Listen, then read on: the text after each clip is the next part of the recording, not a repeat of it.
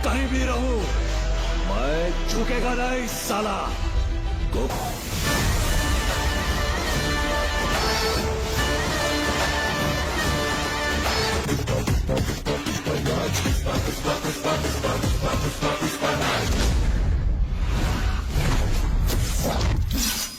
आइए दोस्तों, हम पुष्पा 2 के रिव्यू को लेकर करेंगे। उसके पहले पुष्पा 1 में जो हुआ था उसे रिमाइंड कर लेते हैं। 1 में पुष्पा अपने सिंडिकेट से आगे बढ़कर एक डॉन बन गया था और सिंडिकेट को अपने हाथ में ले लिया था। उस बाद वो अपनी शादी का निमंत्रण शेखावत को देने जाता है, उसके बाद वो शेखावत को शादी का निमंत्रण देने जाता है और शेखावत को किसी बात का बुरा लग जाता है, जिससे वह उसके ब्रांड को लेकर और उसके नाम को लेकर कुछ कमेंट्स करता है जो पुष्पा को बुरा लग जाता है। पर पुष्पा उस समय कुछ भी नहीं कहता है और वह उसकी सारी बातें कुछ समय तक मानने लगता है। शादी वाले दिन वह शेखावत को पार्टी के लिए बुलाता है और इतना बदनाम करता है कि उसे सारे कपड़े खोलकर उसके घर तक पहुंचा देता है और बताता है कि मैं ब्रांड हूँ, तुम ब्रांड नहीं हो।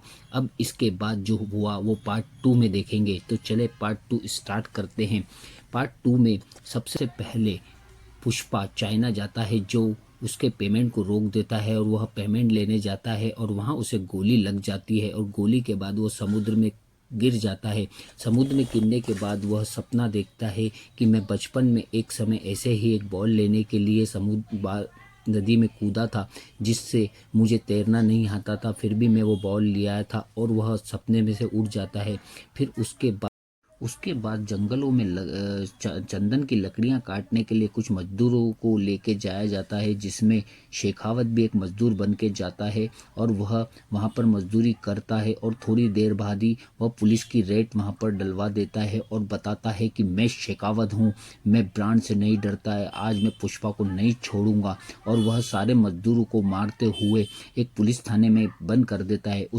सभी मजदूरों में एक मजदूर की शादी होने वाली रहती है, जिसे पुष्पा को छुड़ाना रहता है। तो पुष्पा उसको छुड़ाने के लिए थाने पहुंचता है और वहां पर उसे बोलता है कि इस मजदूर को छोड़ दे, आज इसकी शादी है। पर थानेदार नहीं मानता है। तो पुष्पा उसका एक तरीका निकालता है और बोलता है, मैं इसकी जगह किसी दूसरे मजदूर को अंदर डाल देता हूँ और इसे छोड़ दीजिए। पर वह थानेदार नहीं मानता है और थोड़ी देर बाद पुष्पा सबको बताता है कि उसने सबके लिए क्या किया है।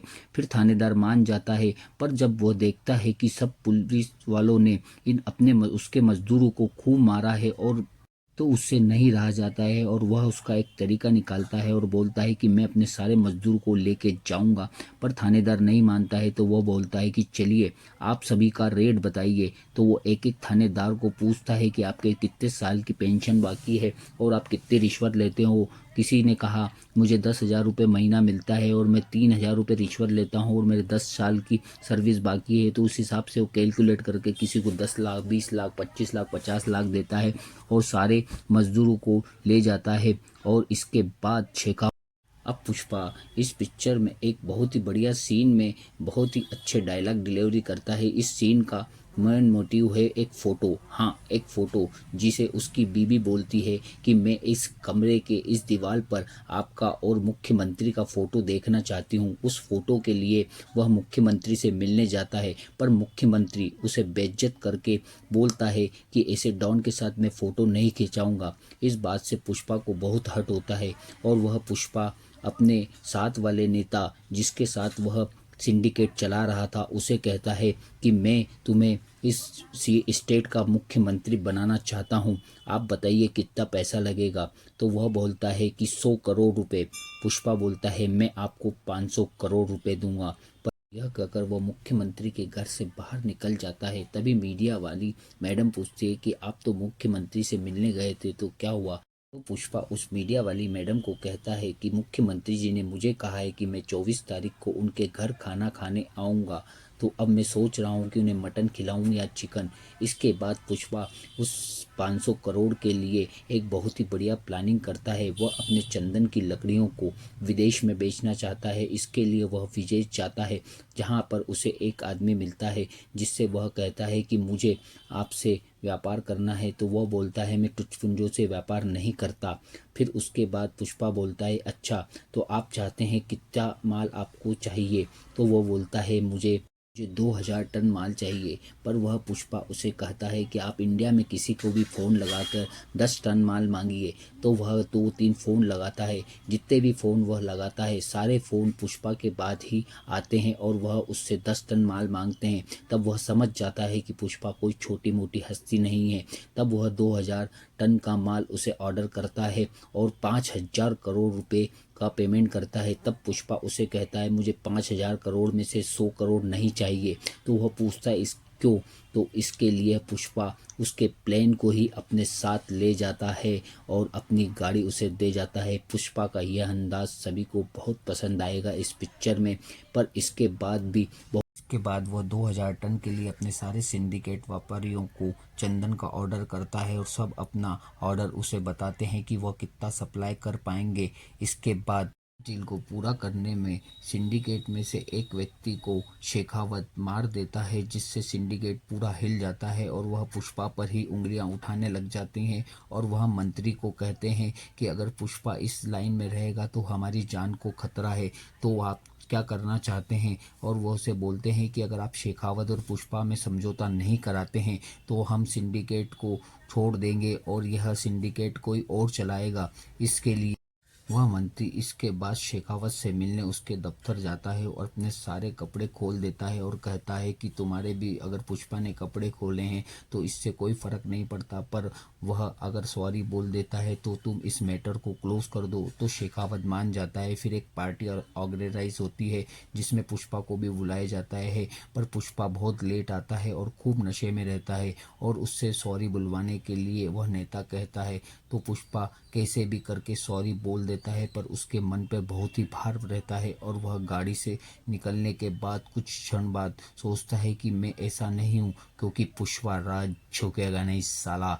यह सोचकर वह वापस गाड़ी उस पार्टी में ले जाता है और शेखावत की गाड़ी को ठोक देता है, जिससे शेखावत एक पुल में गिर जाता है और उस पुल में गिरने के बाद पुष्पा उसी में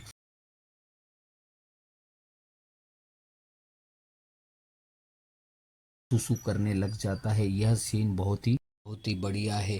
पर इसके बाद शेखावत को बहुत ही बुरा लगता है और वह पुष्पा को बोलता है कि मैं तुम्हें चैलेंज देता हूं कि तुम्हारा 2000 टन का माल मैं पकड़ कर रहूँगा। पुष्पा इसी बात को उस लेकर कहता है कि यह हुई ना मर्दों वाली बात, और वह एक तारीख, एक समय और वक्त बताकर शेखावत को कहता है कि अगर इसमें से एक भी लकड़ी का टुकड़ा अगर तुमने पकड़ लिया तो पुष्पा वापस से दिहाड़ी करेगा और आजीवन दिहाड़ी करेगा, कभी भी इस बिजनेस में नहीं आएगा। और यह कहकर पुष्पा उस पार्टी से चले जाता है। अब समय आता है डिलीवरी का, जब पुष्पा अपनी डिलीवरी के लिए कई ट्रकों को इस्तेमाल कर कर नदियों के द्वारा अपनी लकड़ी को पहुंचाता है, पर शेखावत को यह पता लग जाता है और शेखावत उन ट्रकों को पकड़ लेता है।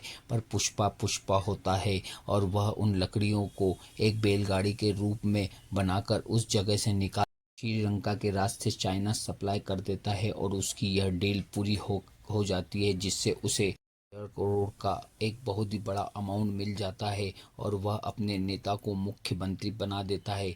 यह मुख्यमंत्री इसलिए बनता है क्योंकि उसकी बीबी ने एक फ़ोटो की डिमांड करी थी। यह फ़ोटो नहीं देने के कारण उसने अपने स्टेट के मुख्यमंत्री को ही बदल गया। पुष्पा का अंदाज तो बहुत ही निराला है दोस्तों। अगर आपको वीडियो मज़ा आ रहा हो तो प्लीज़ लाइक कर दीजिएगा।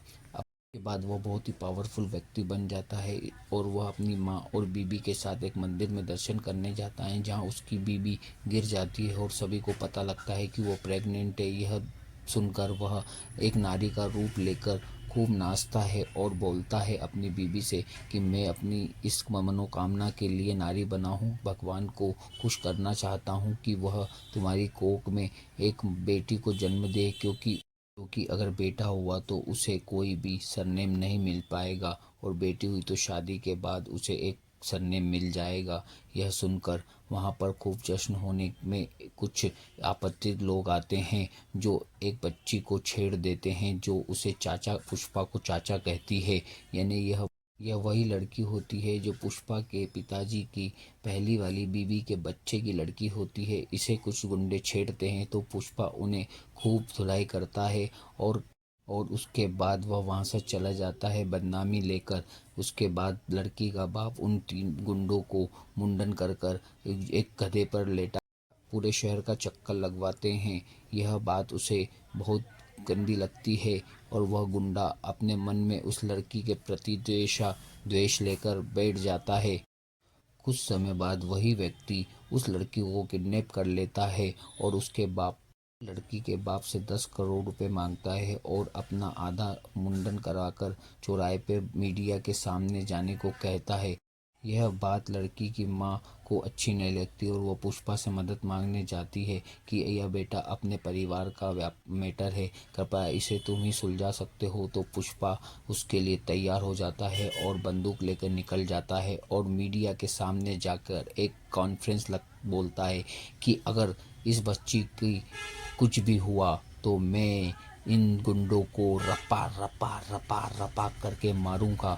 और इसी के बाद पता लगता है कि वह गुंडा जिसने उस मुख्यमंत्री को टिकट दिलाया था, यह एक बहुत ही बड़ा मंत्री रहता है और वह उसी का बेटे का भाई रहता है। बहुत ही कमीन रहता है जो अभी ही जेल से छूटा है एक रेप केस के बाद। पर पुष्पा को यह पता नहीं होता। तभी मंत्री पुष्पा को फ़ोन लगाकर कहता है कि इस मैटर से तुम बाहर हो जाओ क्योंकि वह मंत्री का बेटे का भाई है। तो पुष्पा कहता है वो कोई भी हो, यह मेरी बच्ची के घर का मैटर है, मैं इसे नहीं छोड़ूंगा। अगर उसने उसे कुछ भी कहा तो मैं उसे रपा करके मार दूंगा। यह बात सुनकर वह उसे फ़ोन करता है कि पुष्पा तुम कहाँ हो, यहाँ आओ क्योंकि तुमने मुझे बहुत मारा था। तो वह पुष्पा उसके पास जाता है और फिर उसके बाद आपको जो पिक्चर में हुआ वह आप देखकर शॉक रह जाएंगे। पुष्पा का कुकाल रूप जो पुष्पा ने दिखाया है और जो फाइट करी है वो बेहतरीन बेहतरीन बेहतरीन है। और पुष्पा उस गुंडे को मार देता है और इसके बाद वह उसके बाप को भी मार देता है। इसके बाद दोनों परिवार एक हो जाते हैं और इस हिसाब से लगता है कि पुष्पा 3 भी आने वाली है। अगर आपको वीडियो में कुछ भी अच्छा लगा हो तो मुझे सब्सक्राइब जरूर करिए। Thank you.